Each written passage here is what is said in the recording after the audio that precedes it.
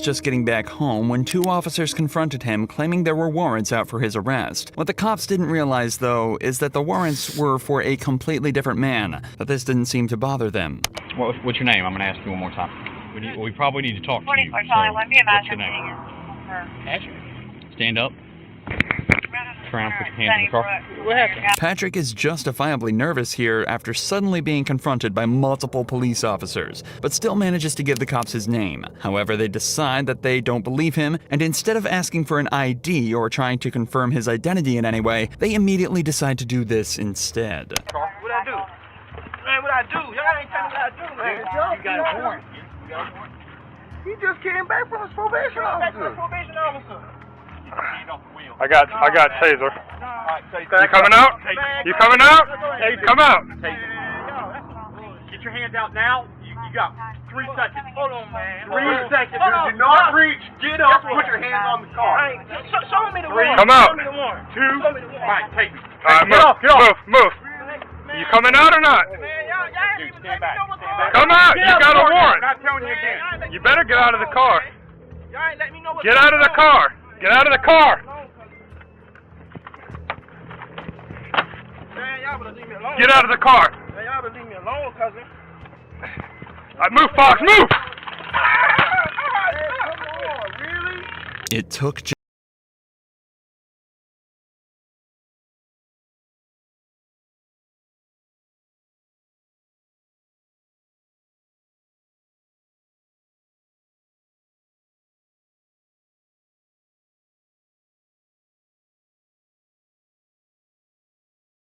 Something was going on, man. Just off me, man. He keeps reaching for his back.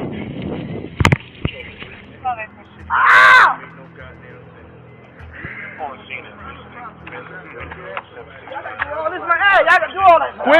Quit resisting. I got him, guys. Just search whatever he's going for. The cops search Patrick to try and find whatever he was reaching for, assuming he was hiding a weapon of his own. But predictably, they find nothing other than his wallet. This would end up being a blessing for Patrick, though, as inside his wallet, the cops found his ID.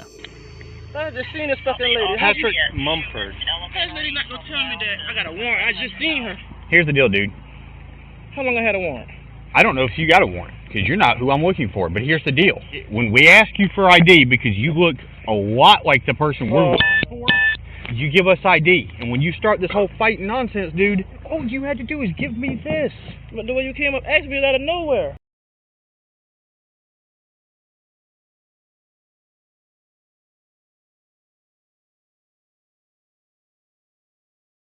He was shuffling back in the car. So, do you think they would have been okay with him reaching into his back pocket for his wallet? He wasn't given any chance to correctly identify himself, but now the cop is patronizing him and saying he caught a case he didn't need to get. And above all, he's still being manhandled and forced onto the hood of their patrol vehicle. What's the guy name?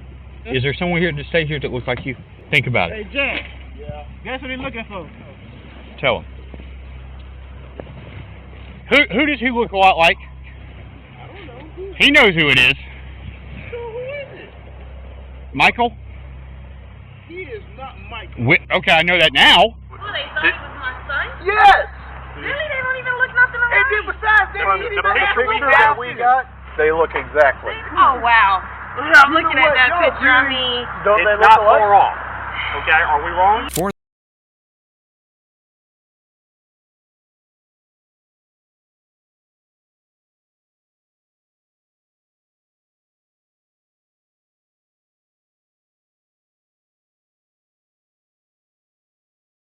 Was pulled over and forced out of his vehicle with not so much as a second thought from the police, but they failed to realize he too was the completely wrong guy. Hands out the window! Take your right hand, open the door. Get on the ground. On the ground. Did you just run from me? Sir, okay? All right, put your hands behind your back. David was put into cuffs and left on the ground at gunpoint after cops mistook him for a suspect. Apparently, the guy they were looking for had just fled them in a similar car with a similar license plate, and the cops pulled David over assuming it was the same vehicle. It's an understandable mistake, but realistically, the cops should have double-checked the plate as soon as they lost line of sight. Instead, they decided to wait until David was on the ground, handcuffed, and at gunpoint before even attempting to confirm he was their guy. I was going home. I did not run, I swear. Since you give me that tag. Comes back to a 2016 Dodge Challenger, last name Green. It's not a hammer. It's clear. This ain't even him. Yeah, you good. Look, you're good. That's scary. You got almost the same tag, same car. He must have passed you going through. You good? Good. All right. You have a good one, okay? I'm sorry about that. David was offered little other than an apology for the whole ordeal and was sent on his way after being correctly identified as the wrong guy. But that wasn't enough for David, and in July of 2023, decided to file a lawsuit against the city of Marion, claiming gross negligence, civil assault, battery, and false imprisonment. In the complaint, David alleges that he was forced to endure 3 minutes handcuffed on the ground with a gun to his head, not knowing if the next second would be his last. He also notes that the apology was a mockery. As of this video's upload, the case is still ongoing. However, when this cop in Florida was faced with the same situation, he managed to show exactly how you should handle it. I'm not trying to get shot over this. Do you really think we want to be out here killing people? A deputy in Volusia County was looking for a burglar when he stumbled upon Joseph Griffin, a man who he said perfectly matched the description. There is a burglary that happened. You kind of fit the description. Let me just make sure that you're not him, okay? All right. I'm a vet. I have my ID. Okay. Can I see your ID? Yeah. You literally, they said white tank top, black shorts, and they said that you had a beard. All right. So I'm not saying it's you, but it was a black male. Again, not saying it's you, buddy. This cop is obviously aware of how difficult this very interaction can be, especially if it turns out he's not who he's looking for. So he approaches him politely and attempts to resolve the situation rather than escalate it. Just bear with me, okay? Because you fit the description. I'm not saying you're guilty, but my sergeant's telling me to detain you. That's my sergeant. I got you. I just had a daughter born 2 days ago, so I just have this online. It's live? I'm not trying Do you mind setting it down here? Just for now, I'm gonna detain you. Look, you're not under arrest. I'm detaining you right now because you fit the description, okay? Just hang tight for me, okay, buddy? Joseph respectfully informs the cop that he's live streaming the interaction for his own safety before being detained. He's also told that he's not under arrest and not being charged with anything. They just don't want to give him the opportunity to run should he end up being the suspect. We're not saying it's you, but you fit the description. That's why I'm detaining you.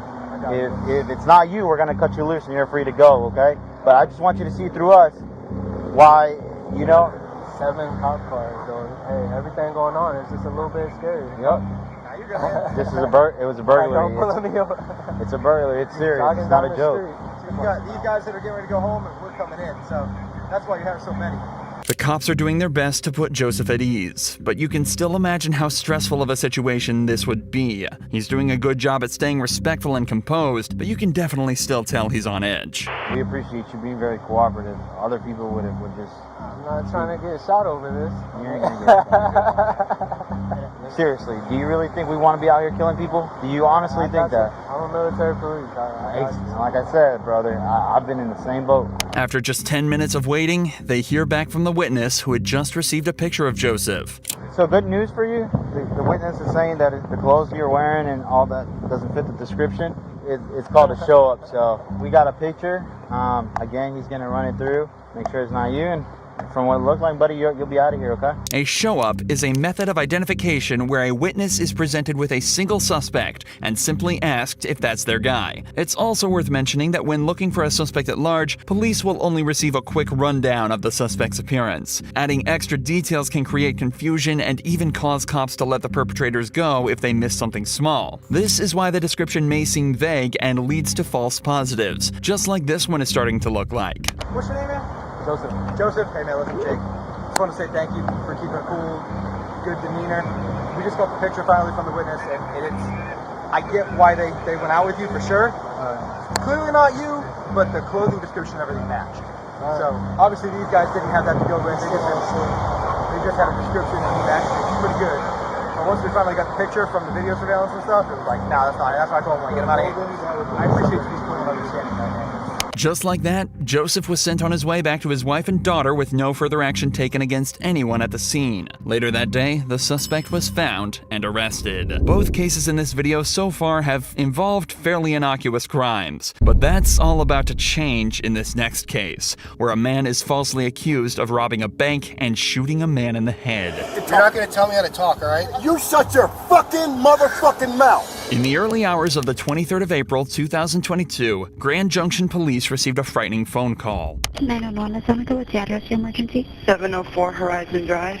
I heard gunshots outside on Horizon Drive within a minute ago. How many did you hear? Probably 4 or 5. Later that morning, police received a second call from a nearby hospital, making them aware of a patient who had walked in on their own with a gunshot wound to the head. It was determined that he was injured on Horizon Drive, the same street the gunshots were heard on at 3 a.m. A few hours later, a man named Aaron headed to the gas station to stock up on supplies for a marksmanship event he was attending that day. Unfortunately for him, the gas station was too located on Horizon Drive. I went to a gas station this morning to grab some stuff, and they were saying there was a shooting at 3 o'clock in the morning. So they have traffic blocked going out on the 70.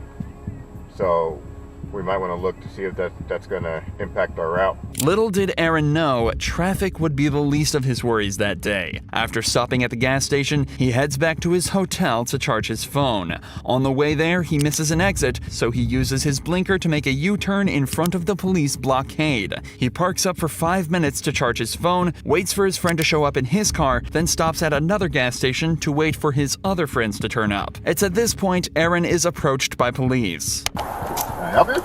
Yeah. Would you mind rolling down your window real quick? No. What do you need? I need you to identify yourself. No, why? Because all right, you're leaving the area. Hold on. Where a shooting occurred.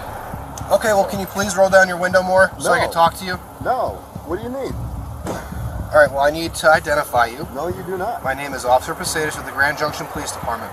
And this is my corporal right here. This is Corporal Church as well. Okay. All right, so I need you to identify yourself. No, that's not how it works. I have rights as an American citizen, right? What Aaron is saying is completely true, and he is well within his rights to refuse to identify himself. However, that doesn't necessarily mean it's always the best idea. Regardless, in this situation, Aaron clearly wishes to exercise this right, to which the cop isn't best pleased. This is when things start to escalate quickly. You do not have articulable suspicion that I've done anything. I actually do. What crime do you suspect me of committing? Possible attempted homicide.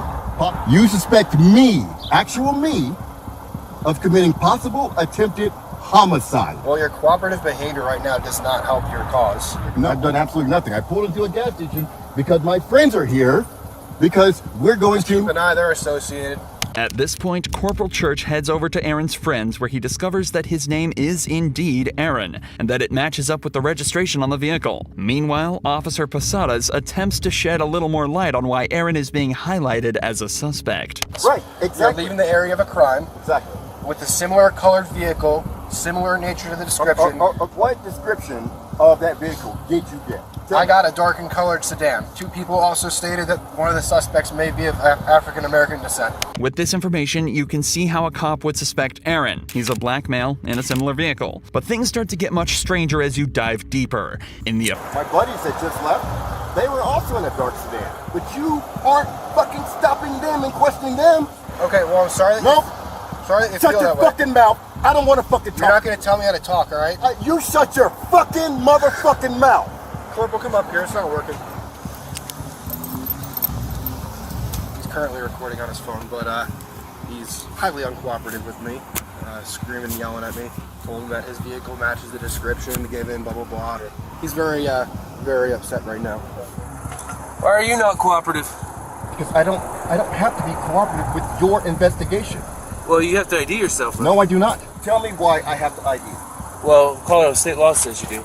I want you to explain why me as a person, have to ID to you. Colorado state law says you do.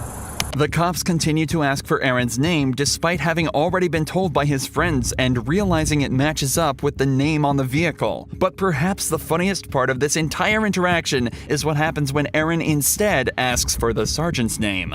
What's your name and your badge number? What's your name and your badge number? Well, I'm not going to give that to you. You have to. No. Yes, you do. No. You are a public servant. I'm asking for your name and badge number. You also have to give me your name. No, I do not. Okay. So you wanted me to explain to you why I'm asking for you to identify yourself? Yes. Because we had an incident happen here. Wait, hold on. First, please give me your name and your badge. Okay. Well, no, I won't give you that right now. What do you mean you won't? This is the most ridiculous thing So, I've ever